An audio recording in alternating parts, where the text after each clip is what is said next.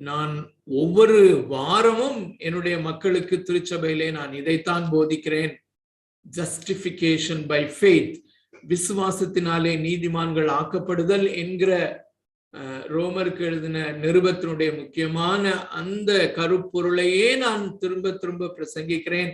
ஏனென்றால் ஒவ்வொரு வாரமும் அதை நான் பிரசங்கிக்காவிட்டால் என்னுடைய மக்கள் மறந்து போவார்கள், மறந்து போகிறார்கள். மறக்கக்கூடாத ஒரு சத்தியம், ஆனால் பொதுவாக மறந்து போகிறபடினாலே இதை செய்கிறேன் என்று சொல்லுகிறார். சோ அருமையான தேவனுடைய பிள்ளைகளே, நமக்கும் அது எவ்வளவு முக்கியத்துவம் வாய்ந்ததாக இருக்கிறது. ஆகையினாலே இந்த ரோமருக்கு எழுதின நிருபத்தை நாம் இவ்விதமாக கற்றுக்கொள்ளும்படி தேவன் கொடுத்த இந்த ஸ்லாக்கியம் உண்மையாகவே இது ஒரு ஆனந்த பாக்கியம் என்பதை உணர்ந்தவர்களாக நாம் வந்து கொண்டிருக்க கர்த்தர் கிருபை செய்கிறார். தொடர்ந்து இந்த நாளிலும் ரோமர் 2வது அதிகாரத்துக்கு நம்முடைய கவனத்தை திருப்புவோம். பரிசுத்த ஆவியானவர் தாமே நமக்கு உதவி செய்வாராக. பரிசுத்த ஆவியானவர் நம்மோடு கூட இருக்கிறார். அவர் ஒருவரே நமக்கு உதவி செய்ய முடியும். இந்த வேதாகமத்தை எழுதி கொடுத்தவர் அவர் நமது பக்கத்திலே நமக்கு நல்ல போதகராக இருந்து அவர் நமக்கு உதவி செய்கிறபடினாலே நாம் அந்த ஜெபத்தோடு கூட அந்த உணர்வோடு கூட இந்த 2வது அதிகாரத்துக்கு நாம் போகலாம். 2வது அதிகாரம் 1வது வசனம் முதல் 5வது வசனம் வரையிலும் கடந்த வாரத்திலே நாம் படித்தோம். இன்று அதை தொடர்ந்து 6வது வசனம் முதல் 11வது வசனம் வரையிலும் கற்றுக்கொள்ள பரிசுத்த ஆவியானவர் நமக்கு உதவி செய்வாராக. 1வது வசனத்திலிருந்து 5வது வசனம் வரையிலும் கற்றுக்கொண்ட காரியத்தை லேசாக நாம் நினைவுபடுத்திக் கொள்ளலாம்.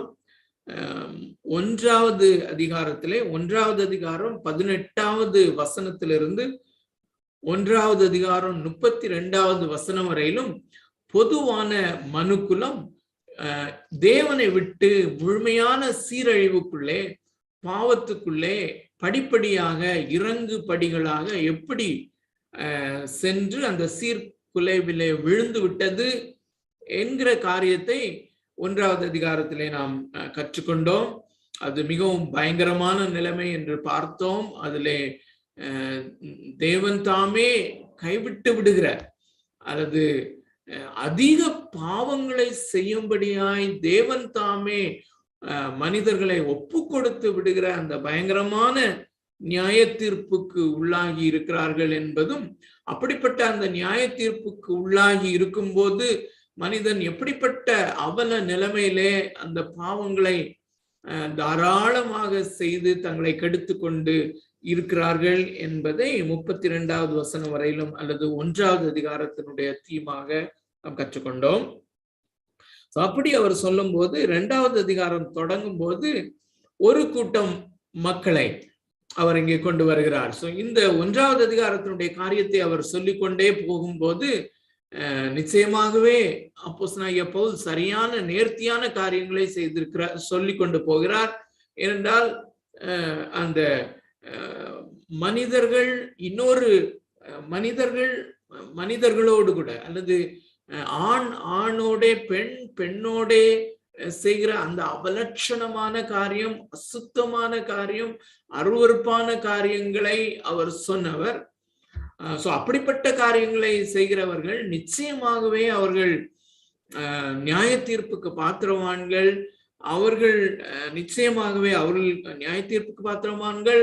அவர்களுக்கு ஒருவேளை சுவிசேஷம் தேவையா இருக்கலாம், ஆனால் எங்களுக்கு தேவையில்லை என்று சொல்லாமல் சொல்லக்கூடிய ஒரு விதமான அந்த மாரலிஸ்ட் அல்லது ஒழுக்க நெறிமுறையோடு கூட வாழுகின்ற ஒரு கூட்டம் மக்களை அவர் கொண்டு வருகிறார்.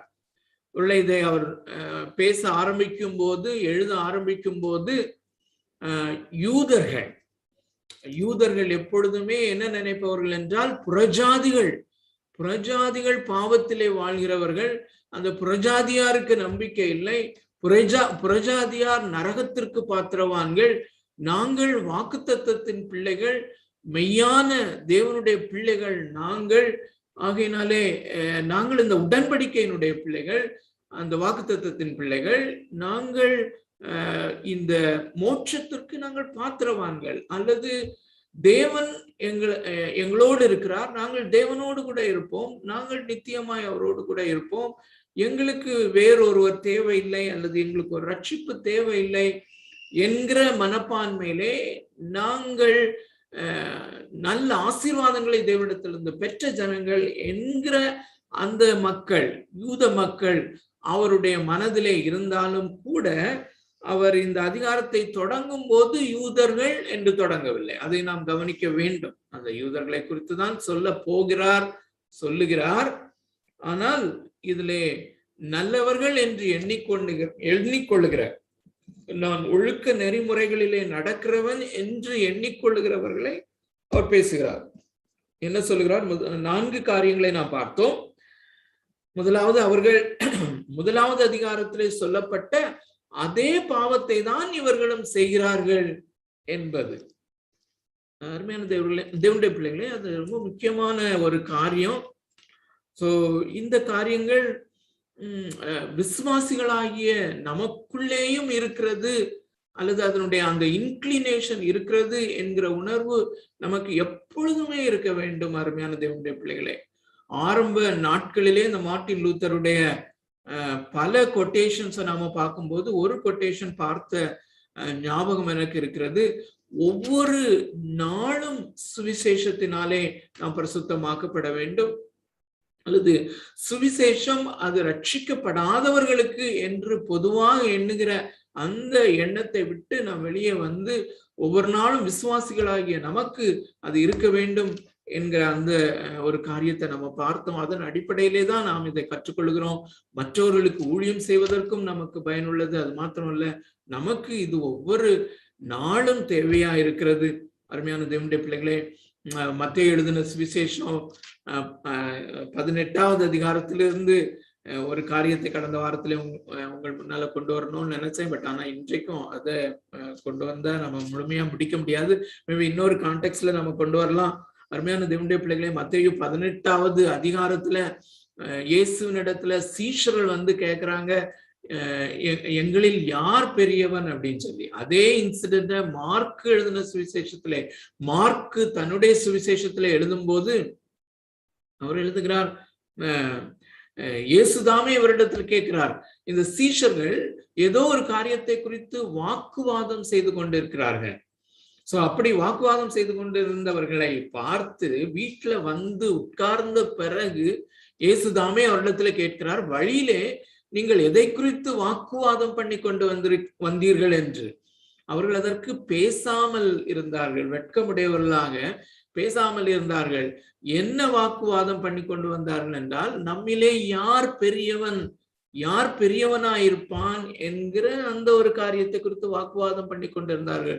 அந்த பேசேஜஸ் நம்ம பார்க்கும்போது மிக தெளிவாக சீஷர்கள், அதை நாம் மிக முக்கியமாக புரிந்து கொள்ள வேண்டும். அருமையானவர்களே, சீஷர்கள் தான் கேட்கிறார்கள், யார் எங்களிலே பெரியவர்களாக இருப்பார்கள் என்று சொல்லும்போது, இயேசு சீஷர்களுக்கு சொல்லும் போது அந்த மத்தேயு 18வது அதிகாரத்திலே யார் பெரியவனா இருப்பான் என்று அவர்கள் கேட்கிறார்கள். ஆனால் இயேசு அதற்கு பதிலாக ஒரு பிள்ளையை அவர் முன்னால கொண்டு வர சொல்லி, அது கொண்டு வர செய்து, ஒருவன் மனம் திரும்பி சிறு பிள்ளையை போல் ஆகாவிட்டால் தேவனுடைய ராஜ்யத்தை காண மாட்டான். சீஷர்களுக்கு என்ன காரியம் என்றால், பரலோக ராஜ்யத்தில் எவன் பெரியவனா இருப்பான், அல்லது பரலோக ராஜ்யத்துக்கு போறதுக்கு முன்னாடி சீஷர்களிலே எவன் லீடர்ஷிப்ல இருப்பான், எவன் பெரியவனா இருப்பான் என்கிற காரியம். ஆனால் இயேசு சொல்லுகிறார், பரலோக ராஜ்யத்தில் எவன் பெரியவனா இருப்பான் என்கிற ஆர்கியூமெண்ட்டை விடுங்க, பரலோக ராஜ்யத்தில் பிரவேசிக்கவே முடியாது என்று சீஷர்களுக்கு தான் சொல்லிக் கொடுக்கிறார். ஒருவன் மனம் திரும்பி சிறு பிள்ளையை போல் ஆகாவிட்டால் என்ன சொல்ல வருகிறார் என்றால், இந்த சுவிசேஷத்தினாலே அல்லது இயேசு கிறிஸ்துவிலே, இயேசு கிறிஸ்து சிலுவையிலே செய்து முடித்த அந்த ரட்சிப்பிலே, அந்த மீட்பிலே, அல்லது அவருடைய அந்த பாடுகளிலே, அந்த பாடுகளை சார்ந்து நான் ஒவ்வொரு நாளும் நான் மனம் திரும்பாவிட்டால், ஒவ்வொரு நாளும் என்னுடைய பாவங்களை நான் அறிக்கை செய்து அதே நேரத்திலே நான் அந்த பாவங்களிலிருந்து விடுதலை பெற்றுக்கொண்டு வராத பட்சத்திலே, அப்படிப்பட்ட வாழ்க்கை இல்லாத பட்சத்திலே நான் பரலோக ராஜ்யத்தில் பிரவேசிக்க முடியாது என்று அவர் சொல்லுகிறத நம்ம பார்க்கிறோம். ஏன்னா அந்த பேசேஜஸ் நம்ம பார்க்கும்போது அதுல மிக தெளிவாக அந்த பரிசுத்த ஆவியானவர் காண்பித்து கொடுக்கிறார். அவர்கள் பொறாமையினாலே அப்படி செய்தார்கள் என்று. இங்கே ரோமருக்கு எழுதின நிருபம் 1வது அதிகாரத்திலே அந்த பொறாமை, கொலைகள், வாக்குவாதம் என்கிற காரியம் வருகிறது அல்லவா? அந்த காரியங்கள் சீஷர்களுக்குள்ளே எப்படி இருந்தது என்பதை அந்த பேசேஜஸ் நமக்கு காண்பிக்கிறது. சோ இந்த காரியங்கள் நம்முடைய வாழ்க்கையிலையும் நம்முடைய இருதயத்திலையும் ஒட்டி கொண்டிருக்கிறது என்கிற உணர்வோடு கூட, ஆனால் நம்மை ஆண்டவர் ரட்சித்திருக்கிறார், நம்மை மறுபடியும் பிறக்க செய்திருக்கிறார் என்கிற அந்த காரியத்தையும் உணர்ந்தவர்களாக நம்ம இந்த பைபிள் ஸ்டடியில நம்ம தொடர்ந்து முன்னேறி கொண்டிருக்கிறோம். சோ 2வது அதிகாரத்துல 1வது அவர் சொல்வது, இப்படி நான் நல்லவன் என்று சொல்லி கொண்டிருக்கிற நீயும் அதே பாவத்தை தான் நீயும் செய்கிறாய். the same sins. மற்றவர்களை குற்றவாளியாக தீர்க்கிறவனே, நீ யாரானாலும் சரி, நீயும் அதே பாவத்தை செய்கிறாய் என்று சொல்லுகிறார். 2வது, அதே பாவத்தை செய்கிறவனுக்கு அதே நியாய தீர்ப்பு உண்டு. அவனுக்கு எப்படி நியாய தீர்ப்போ அதே மாதிரி உனக்கும் நியாய தீர்ப்பு உண்டு. 3வதாக, அவன் எப்படி அந்த பொதுவான கிருபைகளை பெற்று அந்த பொதுவான கிருபைகளை அவன் அதை அசட்டை செய்து, அந்த கிருபையை அவன் அசட்டை செய்து கோபாக்கினை அவன் குவித்துக் கொள்ளுகிறானோ, அதே விதமாக நீயும் உனக்கு அவர் அந்த பொதுவான கிருபையின் அடிப்படையிலே உனக்கு அருளுகிற ஆசீர்வாதங்களை எல்லாம் பெற்று நீ அந்த கிருபையை அசட்டை பண்ணுகிறாய். ஆகையினாலே நீயும் கோபாக்கினையை குவித்துக் கொள்ளுகிறாயே என்று சொல்லுகிறார். the same wrath, same grace, அதே கிருபை நீ போக்கடிக்கிறாய் அல்லது அதே கிருபை நீ அசட்டை பண்ணுகிறாய், அதே விதமான கோபாக்கினை உண்டு. 5வது வசனத்திலே, 2வது அதிகாரம் 5வது வசனத்திலே கோபாக்கினை நாளிலே என்று ஒரு நாளை குறிக்கிறதை பார்க்கிறோம். கோபாக்கினை நாளிலே உனக்காக கோபாக்கினையை குவித்துக் கொள்ளுகிறாயே என்கிறதனுடைய அந்த கண்டினியூவேஷனாக 6வது வசனத்திலிருந்து 11வது வசனம் வரையிலும் இன்றைக்கு நாம் தியானிக்க பரிசுத்த ஆவியானவர் நமக்கு உதவி செய்வாராக. நான் வாசிக்கிறேன். 6வது வசனம் தொடங்கி 11வது வசனம் முடிய நம்முடைய பைபிள்ஸ்ல நம்ம ஃபாலோ பண்ணலாம். தேவன் அவனுடைய கிரியைகளுக்கு தக்கதாய் அவனுக்கு பலன் அளிப்பார். சோர்ந்து போகாமல் நற்கிரியைகளை செய்து மகிமையையும் கனத்தையும் அழியாமையையும் தேடுகிறவர்களுக்கு நித்திய ஜீவனை அளிப்பார். சண்டைக்காரராயிருந்து சத்தியத்திற்கு கீழ்ப்படியாமல் அநியாயத்திற்கு கீழ்ப்படுகிறவர்களுக்கோ உக்ர கோபாக்கினை வரும். முன்பு யூதரிலும் பின்பு கிரேக்கரிலும் பொல்லாங்கு செய்கிற எந்த மனுஷ ஆத்மாவுக்கும் உபத்திரவமும் வியாகுலமும் உண்டாகும். முன்பு யூதரிலும் பின்பு கிரேக்கரிலும் எவன் நன்மை செய்கிறானோ அவனுக்கு மகிமையும் கனமும் சமாதானம் உண்டாகும். தேவனிடத்தில் பட்சபாதம் இல்லை. இது இந்த மாதம் முதல் ஞாயிற்றுக்கிழமையிலே நம்முடைய சபையிலே நாம் கற்றுக்கொண்ட அல்லது அந்த நாள் அந்த வாரம் அந்த ஞாயிற்றுக்கிழமை நாம் தியானத்திற்காக எடுத்துக்கொண்ட அந்த பகுதியோடு கொஞ்சம் ஒத்து வருகிறத நம்ம பார்க்க முடியும். அந்த நாளிலும் இதை ஒரு ரெஃபரன்ஸா நம்ம எடுத்தோம்னு நினைக்கிறேன். ஆனாலும் இந்த நாளிலே இந்த ரோமருக்கு எழுதின நிருபத்தின் கான்டெக்ஸ்ட்ல இதை நாம் கற்றுக்கொள்ள பரிசுத்த ஆவியானவர் நமக்கு உதவி செய்வாராக. அருமையானவர்களே, ஃபேஸ் வேல்யூல இந்த பேசேஜை நாம் படிக்கும்போது இந்த வேத பகுதியை நாம் வாசித்த உடனேயே நமக்கு நிச்சயமாக இந்த காரியம் ஞாபகத்தில் வந்திருக்க வேண்டிய ஒரு காரியம்தான். முதலாவது அந்த 6வது வசனத்தை திரும்பவுமாக வாசிக்கிறேன். 6வது வசனம், தேவன் அவனுடைய கிரியைகளுக்கு தக்கதாக அவனுக்கு பலன் அளிப்பார். கிரியைகளுக்கு தக்கதாக பலன் அளிப்பார். அருமையான தேவனுடைய பிள்ளைகளே, இந்த வேத பகுதிக்கு ஒரு தலைப்பை தனியாக நாம் கொடுக்க வேண்டுமானால் தேவனாகிய கர்த்தருடைய பட்சபாதம் இல்லாத கடைசி நியாய தீர்ப்பு. the same judgment என்று சொன்னார் அல்லவா, உனக்கும் அதே நியாய தீர்ப்பு தான், அவனுக்கும் அதே நியாய தீர்ப்பு தான் என்று சொன்னவர் பட்சபாதம் இல்லாதபடி நியாய தீர்ப்பு கொடுக்கிறவர் என்று நம்ம சொல்லலாம். தேவனுடைய பிள்ளைகளே, கிரியைகளின்படி நியாயம் தீர்க்கிறவர் என்கிற அந்த காரியம் நிச்சயமாக இதை நம்ம வாசித்த உடனே, இந்த வேத பகுதியை நம்ம வாசித்த உடனே அது நம்முடைய மனதிலே வந்திருக்க வாய்ப்பு உண்டு, வந்திருக்க வேண்டும். அதை முதலாவதாக நாம டீல் பண்ணிவிட்டு உள்ளே போவது நல்லது என்று யோசிக்கிறேன். என்றால் அருமையான தேவனுடைய பிள்ளைகளே, இந்த ரோமருக்கு எழுதின நிருபத்தினுடைய ஒரு மிக முக்கியமான அந்த எவரெஸ்ட் சிகரம் போல இருக்கிற கருப்பொருள் என்ன என்று நாம் அறிந்திருக்கிறோம். அதை அடிக்கடி நாம் ரிப்பீட் பண்ணி இருக்கிறோம்.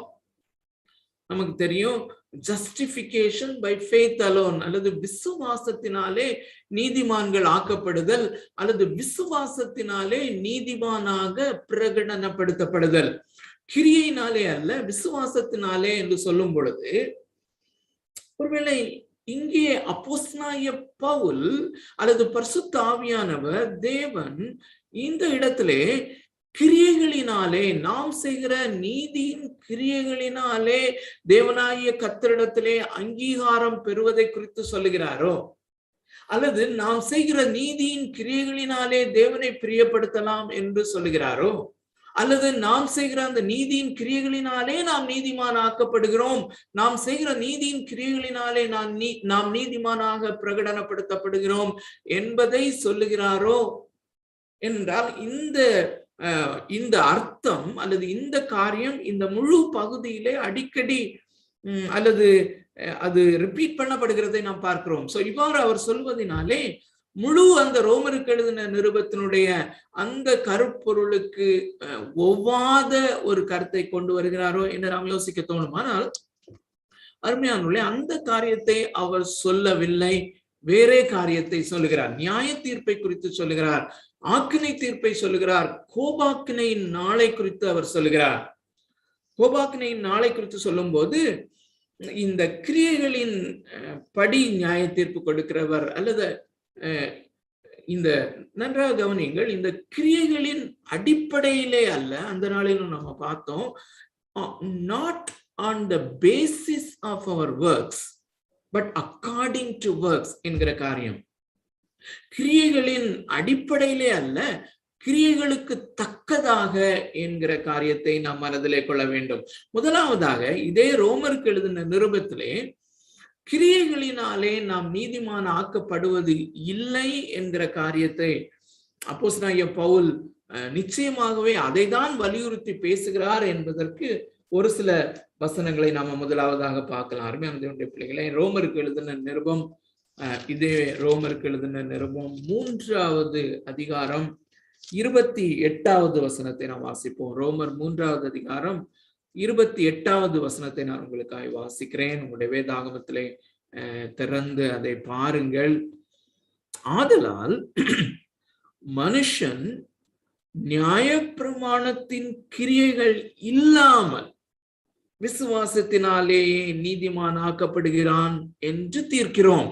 அருமையான தேவனுடைய பிள்ளைகளே, நான் ஒரு வசனத்தை வாசிக்கிறேன். நாம் நன்றாக அறிந்திருக்கிறோம், இந்த குறிப்பாக ரோமருக்கு எழுதின நிருபம் புதிய ஏற்பாட்டை நாம் படிக்கும் பொழுது ஒரு வசனத்தை எடுத்து படிப்பது நல்லதல்ல. முழு வேத பகுதியை, ஒரு பேசேஜை நாம் எடுத்து பார்க்க வேண்டும்.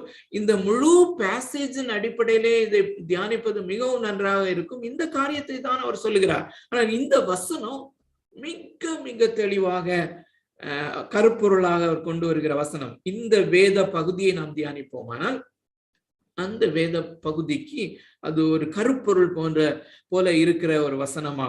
திரும்ப வாசிக்கிறேன், நன்றாக கவனியுங்கள்.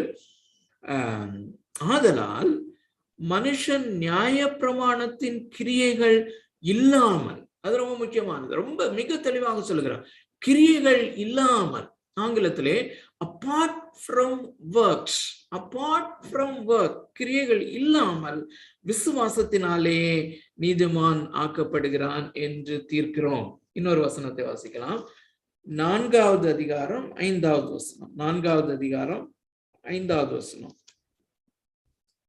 என்ன எழுதுகிறார்? ஒருவன் கிரியை செய்யாமல் பாவியை நீதிமான் ஆக்குகிறவரிடத்தில் விசுவாசம் வைக்கிறவனாய் இருந்தால் அவனுடைய விசுவாசமே அவனுக்கு நீதியாக எண்ணப்படும். இதுலயும் இந்த வார்த்தை மிக அழகாக தமிழிலேயும் மொழிபெயர்த்திருப்பது மிகவும் சந்தோஷமான ஒரு காரியம், ஆச்சரியமான காரியம், நல்ல ஒரு காரியம்.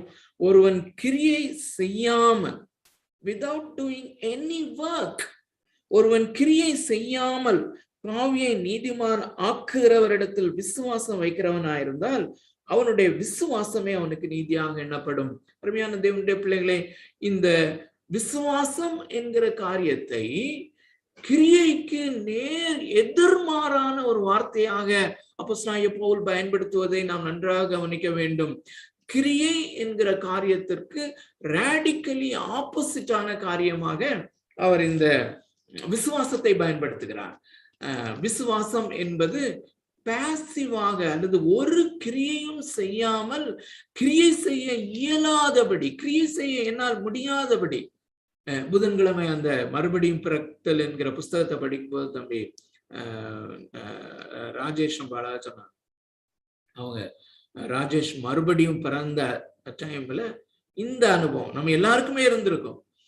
ஒன்றுமே முடியாது ஆண்டவரே, நான் பாவம் செய்யாமல் இருக்கும்படியாக முயற்சி செய்து முயற்சி செய்து முயற்சி செய்து முயற்சி செய்து பயங்கரமான தோல்வியை கண்டு எல்லா கிரியைகளிலிருந்தும் ஓய்வு பெற்று கிரியைகளை எல்லாவற்றையும் முடித்து கொண்டு அல்லது கிரியை செய்வதில் ஃபெடப் ஆகி ஃப்ரஸ்ட்ரேட் ஆகி எனக்கு என்னாலே ஒன்றுமே முடியாது ஆண்டவரே என்று சொல்லுகிற அந்த பாசிவான நிலைமையிலே அவர் செய்து முடித்த அல்லது இன்னொருவருடைய இயேசு கிறிஸ்துவினுடைய நீதியை அப்படியே நடுக்கம் நிறைந்த இருதயத்தோடு நடுங்குகிற கைகளிலே வாங்கி கொள்ளுகிற, ரிசீவ் பண்ணுகிற, பெற்றுக்கொள்ளுகிறது அந்த ஆக்ட் தான் விசுவாசம்.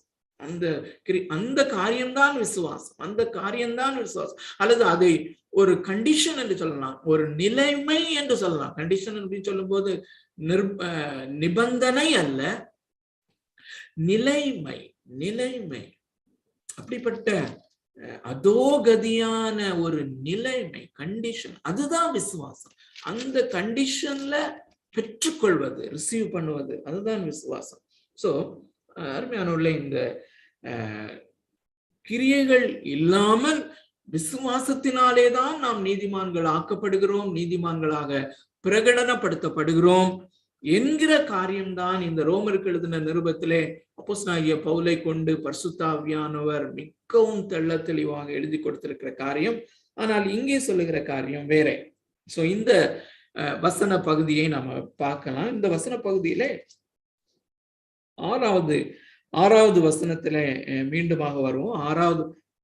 அருமையானவர்களே, இந்த 6வது வசனம் பிரின்சிபிள் என்று சொல்லலாம், அல்லது எதன் அடிப்படையிலே, எதன் ஆதாரத்திலே, அல்லது எப்படி அவர் நியாயம் தீர்க்கிறார் என்கிற அந்த கொள்கை, எந்த கொள்கையின் அடிப்படையிலே அவர் நியாயம் தீர்க்கிறார் என்கிற காரியம் 6வது வசனத்திலே 7 முதல் 11 வசனம் வரையிலும் அதனுடைய பிராக்டிஸ் அல்லது அது எப்படி நடக்கிறது என்கிற காரியத்தை விசுவாசிக்கும் அவிசுவாசிக்கும் எவ்விதமாக நடக்கிறது என்பதை மிக தெளிவாக விபரமாக சொல்கிறார். அருமையான தேவனுடைய பிள்ளைகளே, நாம் எல்லாரும் ஒரு முடிவுக்கு நேராக நாம் சென்று கொண்டிருக்கிறோம். ஒரு ஃபைனல் டிவைண்ட், ஒரு கடைசி நியாய தீர்ப்புக்கு நேராக நாம் சென்று கொண்டிருக்கிறோம். அந்த கடைசி நியாய தீர்ப்பிலே வேறு டெஸ்டினேஷன்ஸ், ரெண்டு வெவ்வேறான முடிவுகள், 2 வெவ்வேறு விதமான நியாய தீர்ப்புகள் என்று சொல்லி நாம் அறிந்திருக்கிறோம். அந்த காரியத்தை தான் அவர் சொல்லுகிறார். ஆனால் ஒரே பிரின்சிபிளின் அடிப்படையிலே இங்கே 2வது அதிகாரத்தினுடைய 1வது வசனத்தின் முதல் 5வது வசனம் வரையிலும் ஒரே நியாய தீர்ப்பு என்று சொல்லுகிற அந்த காரியத்தினுடைய விளக்கத்தை தான் அவர் இங்கே சொல்லுகிறார். ஒரே விதமாக நியாய தீர்ப்பு கொடுக்கிறவர் என்ன காரியம் என்று 2 காரியங்களே அவர் 6வது வசனத்திலே சொல்லுகிறதை பார்க்கிறோம்.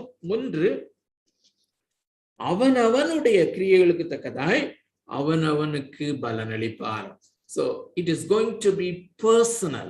It is going to be personal. இது நாம அன்னைக்கு சர்ச்ல நம்ம பேசும்போது நம்ம பார்த்தோம். ஒரு கூட்டமாக, ஒரு திருச்சபையாக, ஒரு குழுவாக, ஒரு கூட்ட மக்களாக, ஒரு தேச மக்களாக,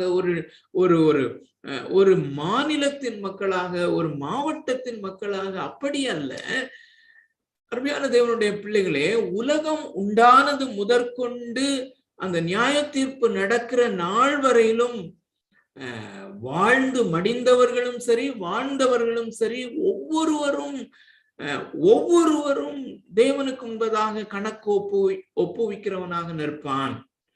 ஒருவேளை இதை நாம் யோசிக்கும் போது நம்ம லாஜிக்கலா நம்முடைய அந்த சிறிய மூளையில நமக்கு வரலாம், எப்படி அது நடக்கும் என்று சொல்லி. எப்படி நடக்கும்? எப்படி ஒவ்வொருவராக ஒரு ரேஷன் கடையில நம்ம நின்னாலே எவ்வளவு நேரம் ஆகுது ஒரு கியூல அப்படின்னா, இது எவ்வளவு பெரிய கியூவா இருக்கும். அருமையான தேவனுடைய பிள்ளைகளே, தேவன் சர்வ வல்லவர் என்பதை நாம் மறந்து போக வேண்டாம். ஒரு சின்ன பிரின்சிபிள் தான். நாம இப்போ தேவனுடைய வார்த்தையை தியானிக்கிற, கற்றுக்கொள்ளுகிற இந்த நேரத்தில் தானே நாம் 10 பேர் இதுல கனெக்ட் ஆயிருந்தா 10 பேரும் 10 இடங்களிலே இருக்கிறோம். ஆனால் 10 பேருக்கும் அந்த பரிசுத்த ஆவியானவர் அவருடைய சமூகத்தை கொடுக்கும் போது, தேவனுடைய பிரசன்னத்தை அவர் அருளுவாரானால், நான் எப்படி பர்சனலாக அந்த பரிசுத்த ஆவியானவர் மூலமாக அந்த தேவனுடைய சமூகத்தை, இயேசு கிறிஸ்துவினுடைய சமூகத்தை நான் எக்ஸ்பீரியன்ஸ் பண்ணுகிறேனோ, அனுபவிக்கிறேனோ, அதை இன்பமாய் அனுபவிக்கிறேனோ, அதே மாதிரி 10 இடங்களில் இருக்கிற 10 பேரும் அதே விதமாக, ஒருவேளை கொஞ்சம் வேரியேஷன்ஸ் இருந்தாலும் அதே இயேசு கிறிஸ்துவை அனுபவிக்கிறோம்.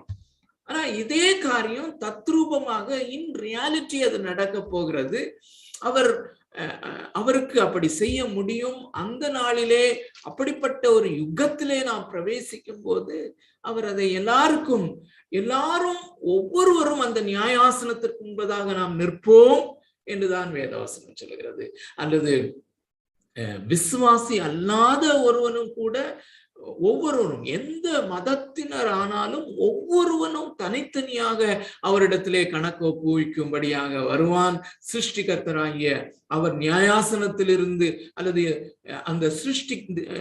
அந்த தேவனாகிய கர்த்தர் இயேசு கிறிஸ்துவுக்கு அந்த நியாயம் செய்கிற, அல்லது அந்த நியாய தீர்ப்பு செய்கிற அந்த அதிகாரத்தை இயேசு கிறிஸ்துவுக்கு கொடுத்திருக்கிறார் என்பதை நாம் அறிந்திருக்கிறோம். அந்த அதிகாரத்தின்படி அவர் அந்த நியாயாசனத்திலே உட்கார்ந்து இருக்கும் போது ஒவ்வொருவராக தனித்தனியாக சிருஷ்டிகள் அல்லது சிருஷ்டிக்கப்பட்ட மனிதர்கள் அவரிடத்திலே அக்கவுண்ட் கொடுக்க வேண்டும் என்பதை நாம் அறிந்திருக்கிறோம். ஒரு சில வசனங்களை வாசிக்கலாம். அதிகமான வசனங்களை வாசித்து அந்த வசனங்களே செல்ஃப் எக்ஸ்பிளனேட்டரியாக இருக்கிறது. அதை நாம் வாசிக்கும் போது பரிசுத்த ஆவியானவர் நமக்கு உதவி செய்வாராக, நம்மோடு கூட பேசுவாராக, இடைப்படுவாராக. முதலாவது சங்கீதங்களின் புஸ்தகம், சங்கீதம் 62வது அதிகாரம் அல்லது 62வது சங்கீதம்,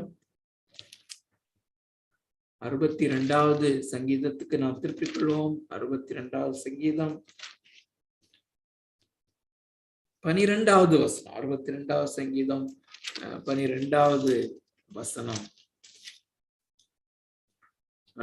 கிருபையும் உம்முடையது ஆண்டவரே, தேவரீர் அவனவன் செய்கைக்கு தக்கதாக பலன் அளிக்கிறீர். தேவரீர் அவனவன் செய்கைக்கு தக்கதாக பலன் அளிக்கிறீர். நீதிமொழிகள் 24 அடுத்த புஸ்தகம்.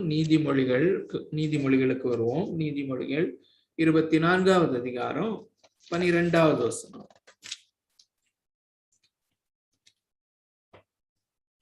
24வது அதிகாரம் 12வது வசனம்.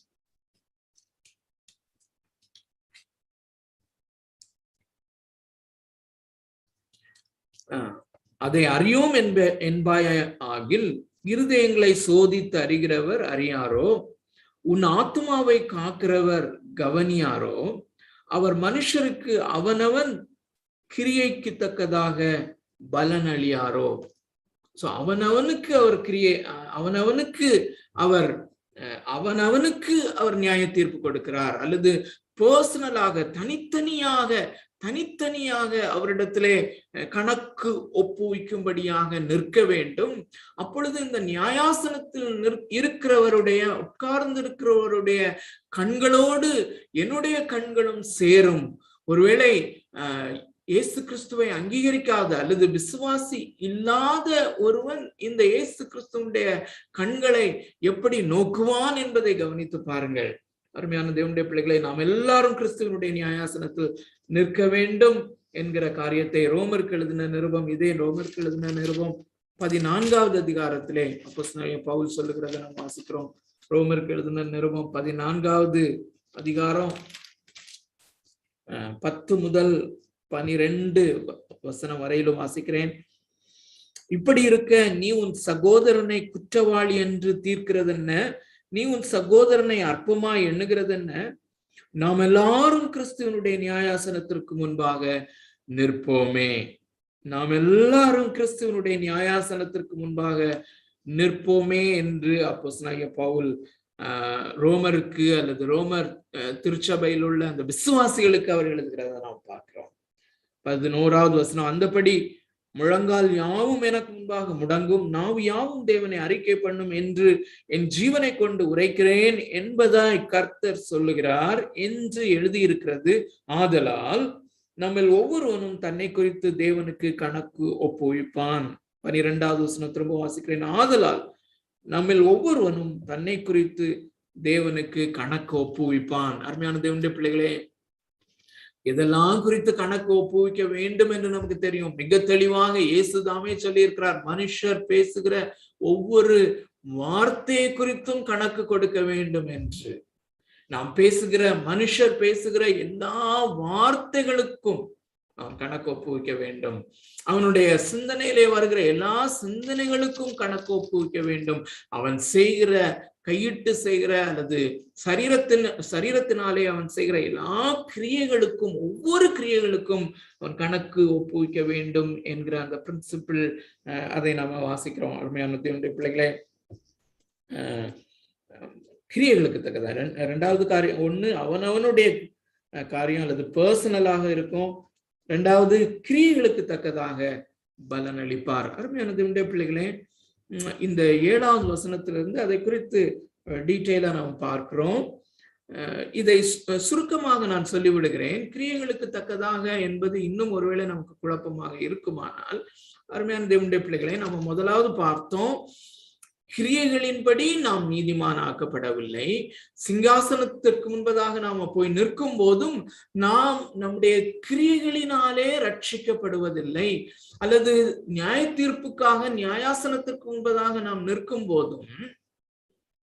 போது நாம் அங்கே நம்முடைய கிரியைகளினாலே நியாய தீர்ப்புக்கு தப்புவதில்லை. நம்முடைய கிரியைகளின் அடிப்படையிலே நாம் அந்த நித்திய நியாய தீர்ப்புக்கு, நித்திய ஆக்கினை தீர்ப்புக்கு தப்பிக்கொள்வதில்லை. ஆனால் நம்முடைய கிரியைகள் இல்லாமல் விசுவாசத்தினாலே நாம் நீதிமான்களாக பிரகடனப்படுத்தப்பட்டிருக்கிறோம். ஆனால் அந்த விசுவாசத்தினாலே நீதிமான்கள் ஆக்கப்பட்டிருக்கிற நாம் அந்த விசுவாசத்திற்கு ஏற்ற கிரியைகள் நம்மிலே வெளிப்படும். சோ அந்த காரியம் என்னவென்றால், அருமையானவர்களே, இதனுடைய கருப்பொருள் என்னவென்றால், என்னுடைய கிரியைகள், என்னுடைய வார்த்தைகள், என்னுடைய சிந்தனைகள் எல்லாம் என்னுடைய அந்த விசுவாசத்தின் அடிப்படையிலே இருக்கிறதா, அல்லது நான் விசுவாசி என்று சொல்லுகிற எனக்கு அந்த விசுவாசத்திற்கு ஒத்த கிரியைகளாக இருக்கிறதா, அல்லது அந்த விசுவாசத்திற்கு அக்கார்டிங் டு த ஃபெய்த், அந்த விசுவாசத்திற்கு ஏற்றது போல வார்த்தைகளை நான் பேசுகிறேனா என்பதுதான் முக்கியம். அருமையான தேவனுடைய பிள்ளைகளே, அதுதான் அதனுடைய அர்த்தம். சோ ஏன் அந்த கிரியைகளின்படி அவர் வெளிப்படையாக நியாயம் தீர்க்க வேண்டும்? அருமையான தேவனுடைய பிள்ளைகளை, நாம் ஒரு வசனத்தை அறிந்திருக்கிறோம். இந்த வசனம் மத்தேயு எழுதின சுவிசேஷம் 5வது அதிகாரம் 6வது வசனத்திலே வருகிறது, ரிப்பீட் பண்ணப்படுகிறத நாம பார்க்கிறோம். அந்தரங்கங்களிலே பார்க்கிற தேவன் வெளியரங்கமாக பதிலளிப்பார். அருமையான தேவனுடைய பிள்ளைகளே, அந்த பதில் அளிக்கிற காரியம் அது வெளியரங்கமாக நடக்கிறது. நம்முடைய கிரியைகள் தான் நம்முடைய விசுவாசத்தினுடைய வெளிப்பாடாக இருக்கிறது. அந்த விசுவாசம், அந்த யாக்கோபு தன்னுடைய நிருபத்திலே சொல்லுகிறது போல, ஒருவன் விசுவாசம் எனக்குள்ளே இருக்கிறது என்றால் அதை காண்பி என்கிறது போல அவர் எழுதுகிறத நம்ம பார்க்கிறோம், அறிந்திருக்கிறோம். தேவனுடைய பிள்ளைகளே, அந்த நியாயாசனத்திலே நியாய தீர்ப்பு நமக்கு அருளப்படும் போது அந்த வெளிப்படையான கிரியைகள் நம்முடைய விசுவாசத்தை காண்பித்து கொடுக்கின்றன. அந்த வெளிப்படையான கிரியைகள் விசுவாசத்திற்கு அத்தாட்சியாக அங்கே நிற்கிறது. அருமையான தேவனுடைய பிள்ளைகளே, ஆகையினாலே அந்த அந்த கிரியைகளின் அடிப்படையிலே அல்லது கிரியைகளுக்கு தக்கதாக நமக்கு அவர் பலன் அளிக்கிறவராக இருக்கிறார். இன்னொரு காரியம், மத்தேயு எழுதின சுவிசேஷம் 5வது அதிகாரம் 16வது வசனத்திலே நாம் வாசிக்கிறோம், தெரியும் நமக்கு. அந்த அந்த அந்த கிரியைகளினாலே தேவன் மகிமைப்படுகிற அந்த காரியத்தை நம்ம வாசிக்கிறோம். இந்த காரியங்கள் எல்லாத்தையும் நம்ம ஒத்து பார்க்கும்போது அந்த கிரியைகளின் அடிப்படையிலே நியாய தீர்ப்பு என்கிற காரியத்தை நாம புரிந்து கொள்ள முடியும். இந்த 7வது வசனத்திலிருந்து 11வது வசனம் வரையிலும் நாம படிக்கும் போதும் மிக தெளிவாக அப்போஸ்தலனாகிய பவுல் எழுதுகிறத நாம பார்க்கிறோம்.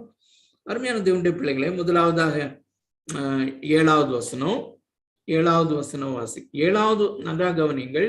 7வது வசனமும் 9வது வசனமும் 7வது வசனமும் 10வது வசனமும் விசுவாசிகளுடைய நியாய தீர்ப்பை குறித்து போதிக்கிறதாக இருக்கிறது.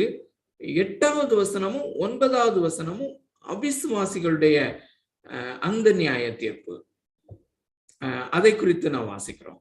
சோ அருமையான தேவனுடைய பிள்ளைகளே, இந்த விசுவாசிகளுக்குரிய அந்த நியாய தீர்ப்பு வித்தியாசமானது, அவிசுவாசிகளுடைய நியாய தீர்ப்பு வித்தியாசமானது, அது வேறு. சோ இந்த ரெண்டையும் பிரித்து இந்த இடத்துல அப்போஸ்தலனாகிய பவுல் மிக தெளிவாக போதிக்கிறத நம்ம பார்க்கிறோம். ஆனால் இந்த ரெண்டினுடைய அடிப்படையும் என்னவென்றால், அல்லது இந்த ரெண்டையும் ஆளுகை செய்கிற அல்லது ரெண்டிலும் நாம் கவனிக்கக்கூடிய காரியம் என்னவென்றால், கிரியைகளின் படி, அக்கார்டிங் டு த ஒர்க்ஸ் என்பது. அந்த அருமையான தேவனுடைய பிள்ளைகளை சுருக்கமாக நாம் சொல்வோமே ஆனால், இந்த கிறிஸ்தவ ஜீவியம் என்பது அல்லது கிறிஸ்தவ வாழ்க்கை என்பது ரொம்ப முக்கியமான காரியம். எதற்காக? இதனுடைய தாற்பயம் என்னவென்றால், அருமையான தேவனுடைய பிள்ளைகளே, அநேகர் எவ்விதமாக போதிக்கிறார்கள் என்றால், அந்த நாட்களிலும் அப்படி போதிக்கிறவர்கள் இருந்தார்கள். நான் விசுவாசத்தினாலே நீதிமான் ஆக்கப்படுகிறேன், நான் விசுவாசத்தினாலே நீதிமான் ஆக்கப்படுகிறபடினாலே என்னுடைய அன்றாடக கிரியைகளை குறித்து எனக்கு கவலை இல்லை.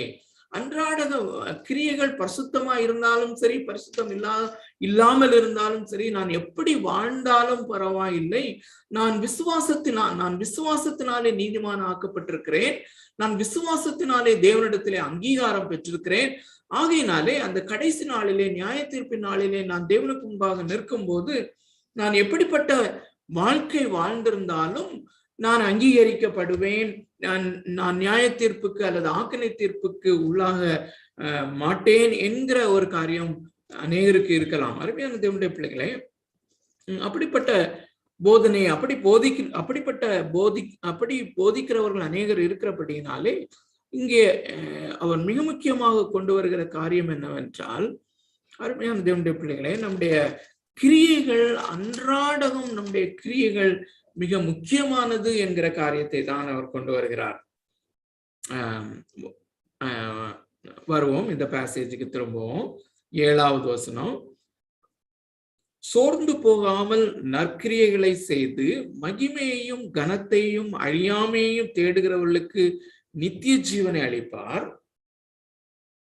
சண்டைக்காரராயிருந்து சத்தியத்திற்கு கீழ்ப்படியாமல் அநியாயத்திற்கு கீழ்ப்படிந்திருக்கிறவர்களுக்கோ உக்ர கோபாக்கினை வரும். சோ 2 முடிவை அவர் சொல்கிறத பாருங்க. ஒரு முடிவு நித்திய ஜீவன், ஒரு டெஸ்டினேஷன் நித்திய ஜீவன், அல்லது ஒரு சாராருக்கு அவர் நித்திய ஜீவனை அளிக்கிறார். ஒரு நியாய தீர்ப்பிலே நித்திய ஜீவன் அளிக்கப்படுகிறது, இன்னொரு நியாய தீர்ப்பிலே உக்ர கோபாக்கினை வரும் என்று எழுதப்பட்டிருக்கிறது. இந்த 7வது வசனத்திலே அந்த நித்திய ஜீவனை பெறுகிறவர்கள் அவர்களுடைய உள்ளான காரியமும் இதிலே எழுதப்பட்டிருக்கிறது. மிகவும் ஆச்சரியமான காரியம். அருமையான தேவனுடைய பிள்ளைகளே, அநேகர் இதை ஓவர்லுக் பண்ணுகிறவர்களாக இருக்கிறார்கள். நான் கவனிங்க, திரும்பவும் வாசிக்கிறேன். சோர்ந்து போகாமல் என்கிற காரியம் உள்ளான ஒரு காரியத்தை காண்பிக்கிறது. அல்லது இருதயத்திலே சோர்ந்து போகாமல் இருத்தல், மனதிலே சோர்ந்து போகாமல் இருத்தல் என்கிற அந்த காரியம். சோர்ந்து போகாமல் மகிமையும் கனத்தையும் அழியாமையும் தேடுகிறவர்களுக்கு, they are seeking something. அவர்கள் இருதயத்திலிருந்து ஒரு காரியத்தை அவர்கள் தேடுகிறார்கள். இருதயபூர்வமாக அவர்கள் ஒரு காரியத்தை தேடுகிறார்கள் அல்லது நாடுகிறார்கள். எதை? மகிமையை நாடுகிறார்கள், கனத்தை நாடுகிறார்கள், அழியாமையை நாடுகிறார்கள். அருமையான தேவனுடைய பிள்ளைகளே, விசுவாசம் இருதயத்திலே உண்டாகிறது. விசுவாசம் இருதயத்திலே உண்டாகும் போது இருதயத்திலிருந்து ஏற்படுகிற உணர்ச்சி பூர்வமான தேட்டம், இருதயத்திலிருந்து ஏற்படுகிற உணர்ச்சி பூர்வமான நாட்டம் எது? அவர்கள் மகிமையை எதிர்பார்க்கிறார்கள், அவர்கள் கனத்தை எதிர்பார்க்கிறார்கள், அவர்கள் அழியாமையை எதிர்பார்க்கிறார்கள். அருமையான தேவனுடைய பிள்ளைகளே, ஒருவேளை இந்த டிசைரிங் காட் அந்த ஜேர்னலை ஒவ்வொரு நாளும் வாசிக்கிறவர்கள் ஒருவேளை நம்மளே ஒரு சிலர் உண்டு. அவர்கள் வாசித்திருப்பார்கள். நேற்றைய தினத்திலே அல்லது அதற்கு முந்தின நாளிலே ஒரு ஆர்டிக்கிள் வந்தது. அந்த அநேக தேவனுடைய பிள்ளைகள் மரணத்தை எவ்வளவாய் எதிர்பார்த்தார்கள் என்று, ஒரு மகிமையான அனுபவத்தை அவர்கள் எதிர்நோக்குகிறவர்களாக இருந்தார்கள். அப்படி அவர்கள் மகிமையையும் அழியாமையும் நாடுகிறவர்களாக தேடுகிறவர்களாக இருந்தபடியினாலே அவர்கள் அந்த மரணத்தை மிகவும் ஆவலோடு எதிர்பார்த்து கொண்டிருக்கிறவர்களாக இருந்தது. ஒரு தேவனுடைய மனுஷன் சொல்லும் போது ஒரு தேவனுடைய மனிதனுடைய அந்த கொட்டேஷன் அதுல எழுதப்பட்டிருந்தது. என்னவென்றால், ஸ்கூல்ல இருந்து எல்கேஜி யூகேஜி பிள்ளைங்க அவங்க ஸ்கூல் விட்டு வீட்டுக்கு ஓடும் போது எப்படி முண்டி அடித்து கொண்டு கேட்ட பாஸ் பண்ணி நான் போகும்போது அம்மா நிற்பாங்க அல்லது அப்பா நிற்பாங்க அல்லது அம்மாவும் அப்பாவும் நிற்பாங்க, நான் உங்களோடு கூட போவேன், வீட்டுக்கு போவேன் அப்படின்னு சொல்லி இருக்கிறது போல அவர் எழுதுகிறார். ஸ்கூல்ல இருந்து இப்படி பிள்ளைகள் வீட்டுக்கு போவது போல நான் மரணத்தை எதிர்பார்க்கிறேன் என்று சொல்லுகிறார். So it is going home from school. அது போல மரணம் என்பது என்னுடைய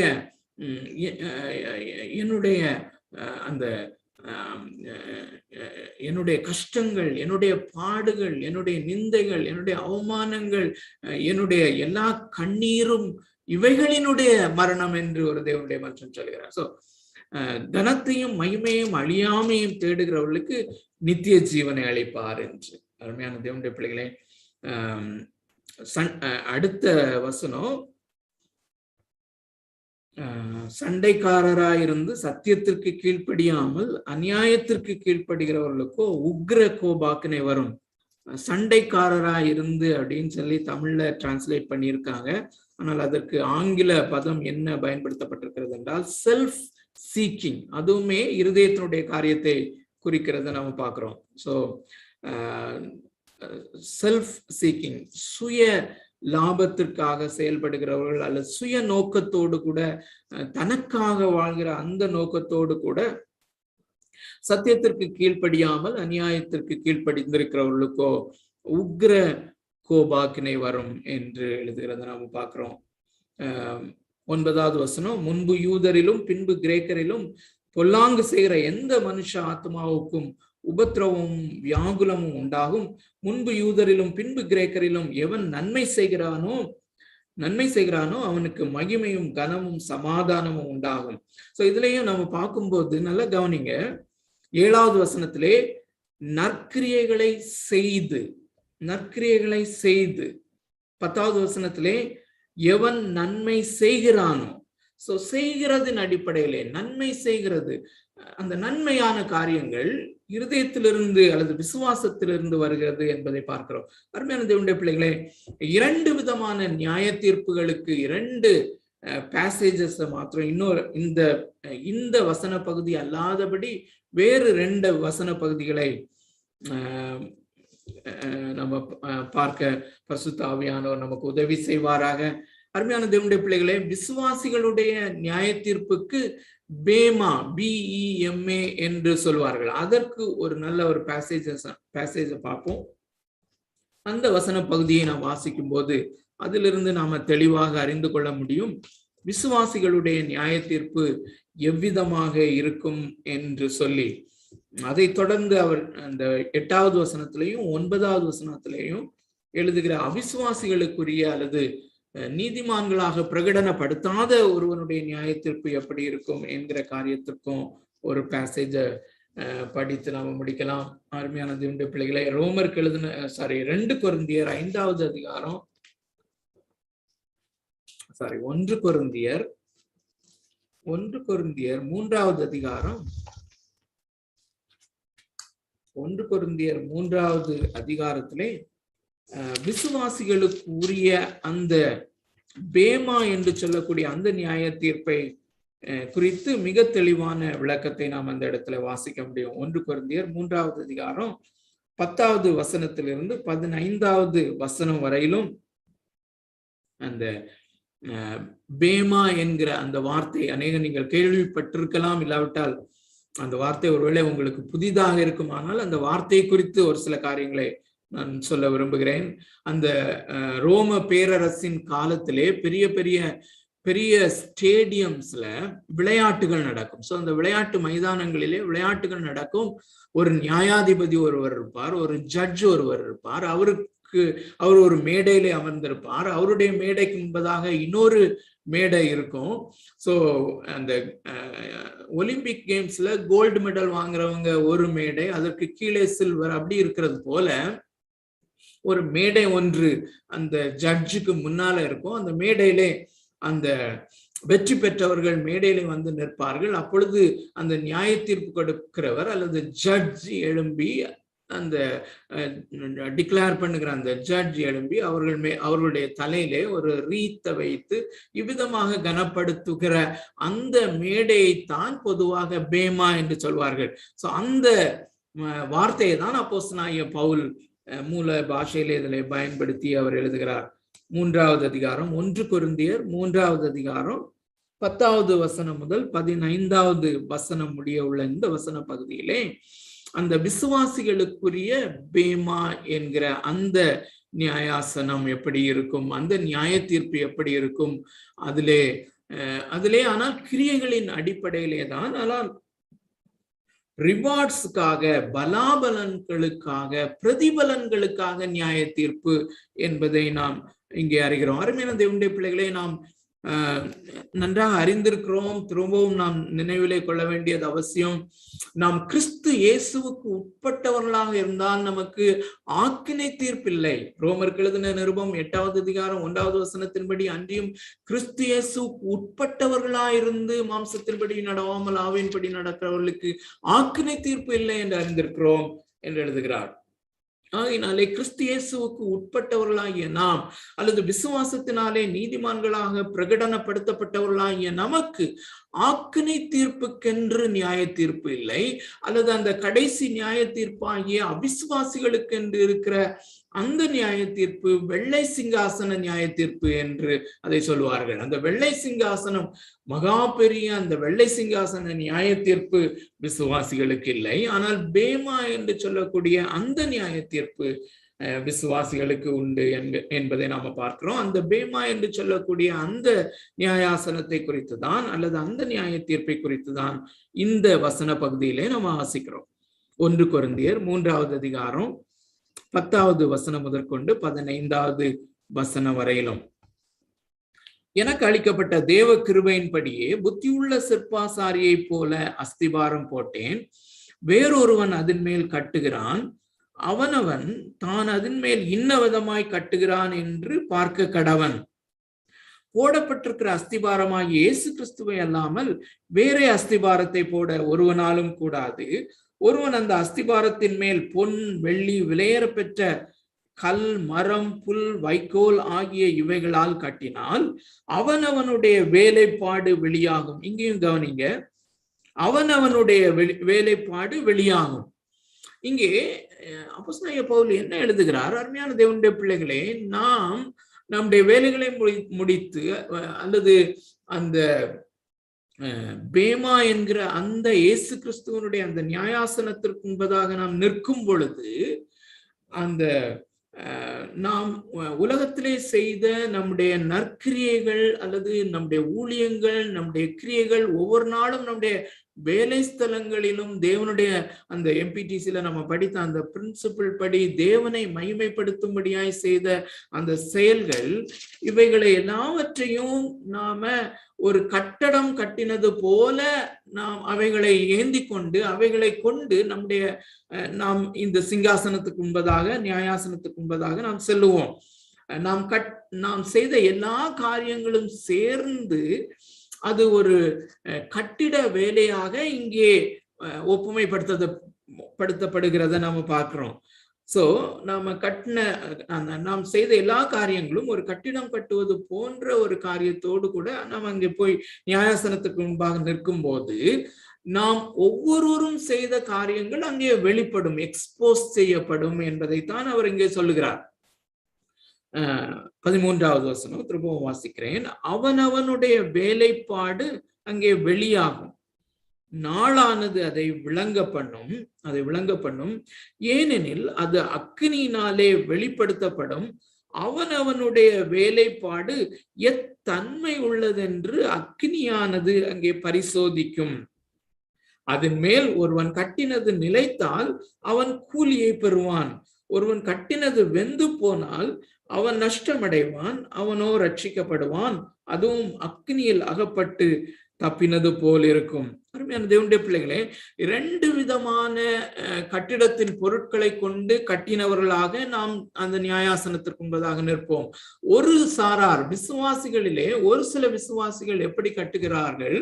அவர்கள் பொன்னினாலும் விலையேறப்பெற்ற கற்களினாலும் பொன்னினாலும் வெள்ளியினாலும் விலையேறப்பெற்ற கற்களினாலும் தங்களுடைய கிரியைகளை கட்டினவர்களாக அவர்கள் இயேசு கிறிஸ்துவனுடைய சமூகத்திலே போய் நிற்பார்கள். இன்னொரு சாரார் விசுவாசிகள் தான். அவர்கள் எப்படிப்பட்ட கிரியைகளோடு நிற்பார்கள் என்றால், வைக்கோலினாலும் புல்லினாலும் மரத்தினாலும் கட்டினவர்களாக அவர்கள் போய் நிற்பார்கள்.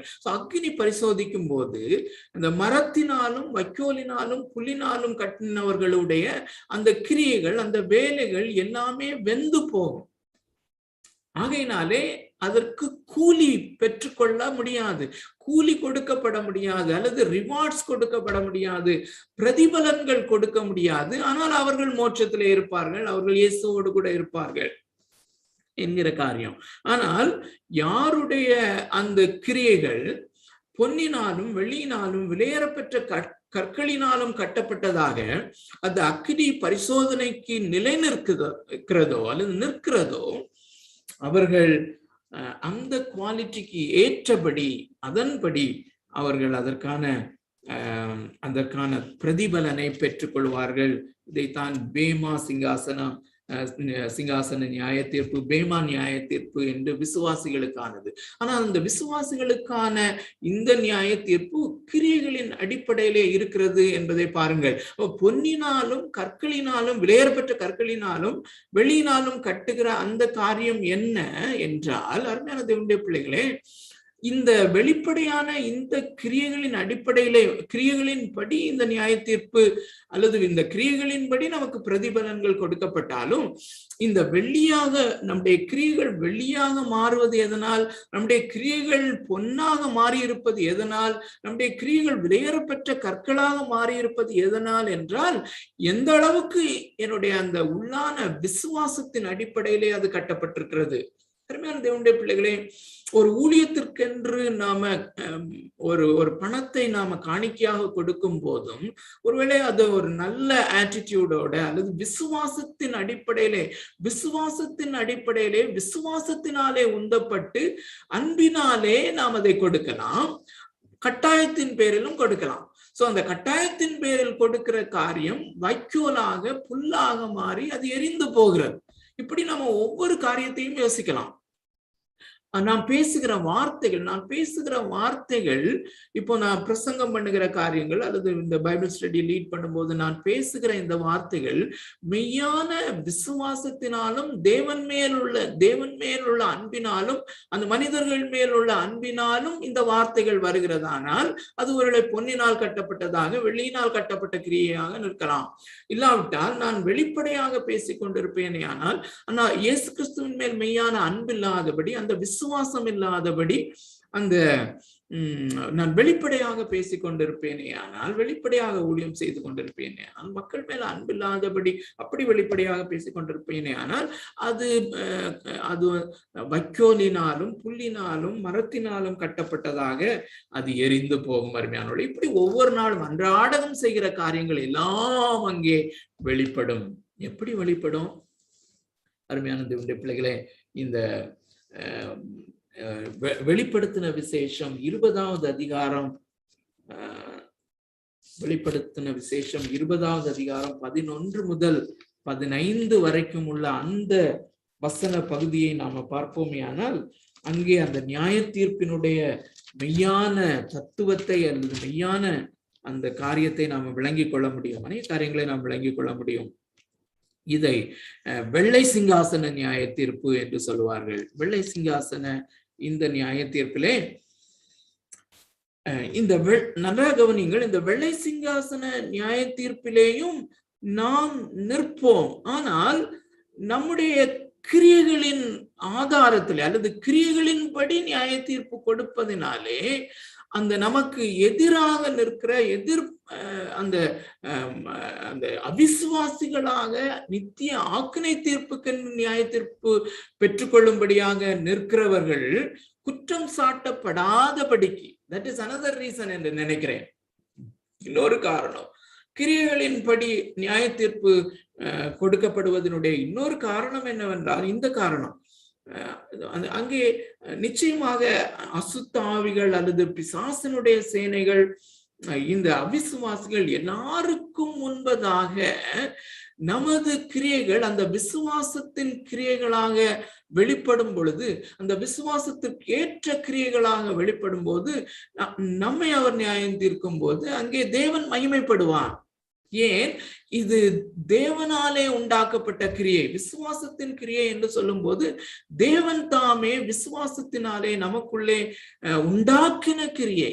We only worked it out. நாம் அதை வெளிப்படையாக செய்தோமே தவிர நாம் அந்த கிரியைகளை ப்ரொடியூஸ் பண்ணுவதற்கு பண்ணினவர்கள் அல்ல. நமக்குள்ளே தேவன் தாமே ப்ரொடியூஸ் பண்ணினார். இந்த பேசேஜை படிக்கலாம். மிகவும் இன்ட்ரெஸ்டிங்கான, மிகவும் பயப்படத்தக்க ஒரு காரியம். 11வது வசனம் தொடங்கி 15 வரையிலும் வாசிக்கிறேன், பின்பற்றுங்கள். பின்பு நான் பெரிய வெள்ளை சிங்காசனத்தையும் அதன் மேல் வீற்றிருக்கிறவரையும் கண்டேன். அவருடைய சமூகத்திலிருந்து பூமியும் வானமும் அகன்று போயின, அவைகளுக்கு இடம் காணப்படவில்லை. அங்கே இந்த வெள்ளை சிங்காசன நியாய தீர்ப்பு நடக்கும் போது இந்த எல்லா ஜெனரேஷன்ல உள்ள எல்லா மக்களும், ஒவ்வொரு ஜெனரேஷன்லையும், பூமி உண்டானது முதற்கொண்டு ஒவ்வொரு ஜெனரேஷன்லையும் வாழ்ந்து மடிந்த எல்லாருமே அந்த புதிய உயிர் தெழுந்தவர்களாக, புதிய சரீரங்களை பெற்றவர்களாக அவர்கள் எல்லாரும் நிற்கிறார்கள். அங்கே வானமும் பூமியும் இல்லாமல் போய் விடுகிறது. அதுவும் ஒரு அரேஞ்ச்மெண்ட் தான். அருமையான தேவனுடைய பிள்ளைகளே, ஒரு விதமான ஒரு ஸ்தலம் அங்கே ஏற்படுத்தப்படுகிறது. அங்கே ஒவ்வொருவனும் ஒருவன் விடாதபடி ஒவ்வொருவனும் இந்த மகாபெரிய இந்த நியாயாசனத்திற்கு முன்பதாக நிற்கக்கூடிய ஒரு சிஸ்டம், அரேஞ்ச்மெண்ட் அங்கே உண்டாகிறது. பூமியும் வானமும் அகன்று போயின, அவைகளுக்கு இடம் காணப்படவில்லை. 12வது வசனம், மரித்தோராகிய சிறியோரையும் பெரியோரையும் தேவனுக்கு முன்பாக நிற்க கண்டேன். மரித்தோராகிய சிறியோரையும் பெரியோரையும் எல்லாரையும் தேவனுக்கு முன்பாக நிற்க கண்டேன். அப்பொழுது புஸ்தகங்கள் திறக்கப்பட்டன. நன்றாக கவனிங்கள், புஸ்தகங்கள் திறக்கப்பட்டன. ஜீவ புஸ்தகம் என்னும் வேறொரு புஸ்தகமும் திறக்கப்பட்டது. 2 விதமான புஸ்தகங்கள் உண்டு என்பதை நாம் அறிந்திருக்கிறோம். இந்த புஸ்தகங்கள் எப்படி, எல்லாருடைய காரியங்களும் அதுல எப்படி எழுதப்பட்டிருக்கிறது நமக்கு தெரியாது. ஆனால் நிச்சயமாக அவராலே முடியும். அவர் சர்வ வல்லமையுள்ளவர். அவர் அவரால முடியாத காரியம் எதுவுமே கிடையாது. அவர் எப்படி அருமையான தேவனுடைய பிள்ளைகளை, இன்னொரு காரியம் என்னவென்றால், நாம் இப்பொழுது இருக்கிற நிலைமையை பார்த்து, இப்படிப்பட்ட காரியங்கள் எல்லாம் இப்பொழுது நிகழாதபடியினாலே அது எப்படி நிகழும், அது நிகழக்கூடாதோ என்றெல்லாம் நமக்கு தோன்றலாம். அருமையானவர்களே, இப்பொழுது இந்த காரியங்கள் நடக்காவிட்டாலும் இல்ல, எழுதப்பட்டிருக்கிற காரியங்கள் இப்பொழுது நடக்கிற காரியங்களுக்கு முற்றிலும் விபரீதமான காரியமாக இருந்தாலும் இவைகளெல்லாம் நிச்சயமாக நிஜ வாழ்க்கையிலே நடைபெறக்கூடிய காரியங்கள், நாம் எல்லாம் பார்க்கக்கூடிய, நாம் எல்லாரும் அனுபவிக்க போகிற காரியங்கள். அதான் ஆச்சரியமான காரியம். சோ புஸ்தகங்கள் திறக்கப்பட்டன. இந்த புஸ்தகங்களிலே ஒவ்வொரு நாளின் எல்லா செயல்களும், எல்லா வார்த்தைகளும் ஞாபகமாக அங்கே எழுதப்பட்டிருக்கிறது. ஒருவேளை அதெல்லாம் அப்படி ஒரு புஸ்தக சுருள் மாதிரி வருமா அல்லது ரீல் மாதிரி வருமா தெரியாது. ஆனால் புஸ்தகங்கள் என்று எழுதப்பட்டிருக்கிறது. இன்னொரு புஸ்தகம் இருக்கிறது, ஜீவ புஸ்தகம், சிங்குலர்ல இருக்குது. அந்த ஜீவ புஸ்தகத்திலே ஜீவ புஸ்தகம் என்னும் வேறொரு புஸ்தகமும் திறக்கப்பட்டது. அப்பொழுது அந்த புஸ்தகங்களில் எழுதப்பட்டவைகளின் படியே கிரியைகள் எல்லாம், வார்த்தைகள் எல்லாம் எழுதப்பட்டிருக்கிற அந்த புஸ்தகங்களின் படியே மரித்தோர் தங்கள் கிரியைகளுக்கு தக்கதாக நியாய தீர்ப்பு அடைந்தார்கள். சமுத்திரம் தன்னில் உள்ள மரித்தோரை ஒப்புவித்தது. மரணமும் பாதாளமும் தங்களில் உள்ள மரித்தோரை ஒப்புவித்தன. யாவரும் தங்கள் கிரியைகளின்படியே நியாய தீர்ப்பு அடைந்தார்கள். இங்கேயும் பாருங்க, தங்கள் கிரியைகளின்படியே நியாய தீர்ப்பு அடைந்தார்கள். அப்பொழுது மரணமும் பாதாளமும் அக்கினி கடலிலே தள்ளப்பட்டன. இது 2ஆம் மரணம். ஜீவ புஸ்தகத்திலே எழுதப்பட்டவனாக காணப்படாதவன் எவனோ அவன் அக்கினி கடலிலே தள்ளப்பட்டான். அருமையான தேவனுடைய பிள்ளைகளே, ஜீவ புஸ்தகம் என்று ஒரு புஸ்தகம் இருக்கிறது. அந்த ஜீவ புஸ்தகத்திலே நம்முடைய பெயர்கள் எழுதப்பட்டிருக்கின்றன.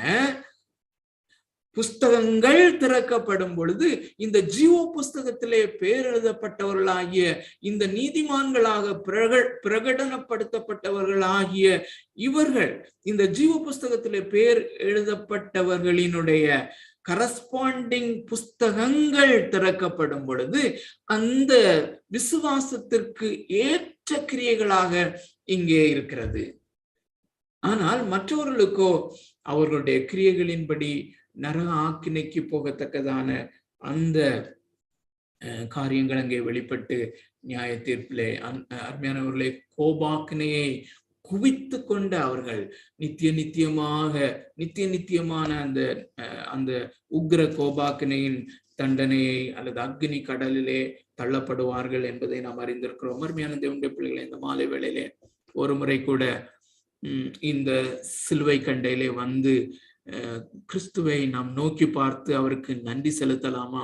இப்படிப்பட்ட இந்த பயங்கரமான வெள்ளை சிங்காசனத்தின் நியாய தீர்ப்புக்கும் அதை தொடர்ந்து நிஜமாக அந்த நித்தியமாக அக்னி கடலிலே தள்ளப்படுகிற அந்த உக்ர கோபாக்கினையின் தண்டனையிலிருந்து நம்மை தப்பித்துக் கொள்ளும்படியாக சிலுவையிலே அகோரமாக தொங்கி நம்முடைய அந்த நரகாக்கினையினுடைய அதே தண்டனையை, அருமையான தேவனுடைய பிள்ளைகளே, இந்த புஸ்தகங்கள் திறக்கப்படும் பொழுது அங்கே எழுதப்பட்டிருக்கிற அந்த கிரியைகள், ஒருவேளை நம்முடைய கிரியைகள் எழுதப்பட்டிருக்குமானால் அந்த ஒவ்வொரு கிரியையும், ஒவ்வொரு நாளும் செய்த, ஒவ்வொரு நாளும் பேசின அந்த பாவமான காரியங்கள், பாவமான கிரியைகள், பாவமான வார்த்தைகள் ஒவ்வொன்றுக்கும் ஒன்று விடாதபடி ஒவ்வொன்றுக்கும் உரிய தண்டனையை தன்மேல் ஏற்றவராக அந்த சிலுவையிலே தொங்கிக் கொண்டிருக்கிற கிறிஸ்துவுக்கு நாம் எப்படி நன்றி செலுத்தாமல் இருக்க முடியும்? அருமையான தேவனுடைய பிள்ளைகளே, நம் நியாயாசனத்துக்கு முன்பதாக நிற்கும் போது எந்த பாவம் நம்மேல் சுமத்தப்படாதோ அந்த பாவம் அந்த கிறிஸ்துவின் மேல் சுமத்தப்பட்டிருக்கிறது என்பதை நினைக்கும் போது, அருமையான தேவனுடைய பிள்ளைகளே, நாம் எப்படிப்பட்ட நன்றி உணர்வுள்ளவர்களாக அவருடைய சமூகத்திலே காணப்படுகிறோம். இந்த மாலை வேளையிலே பரிசுத்த ஆவியானவர் தாமே நம்முடைய இருதயத்தின் கண்களை திறந்து நாம் பெற்ற இந்த விலையேற பெற்ற பாவ மன்னிப்பினுடைய மேன்மை உணர்ந்தவர்களாக, அவருக்கு நன்றி செலுத்தினவர்களாக இந்த சிலுவைக்கு முன்பதாக நாம வருவோம். பரிசுத்த ஆவியானவர் தாமே ஒரு அர்த்தமுள்ள ஆராதனை அவருக்கு செலுத்தத்தக்கதாக ஒரு அனலுள்ள நன்றி அறிதலோடு கூட அவருக்கு இந்த நாளிலே நாம் ஆராதனை செலுத்தத்தக்கதாக நமக்கு உதவி செய்வாராக. கர்த்தர் தாமே இந்த வார்த்தைகளை ஆசீர்வதிப்பாராக.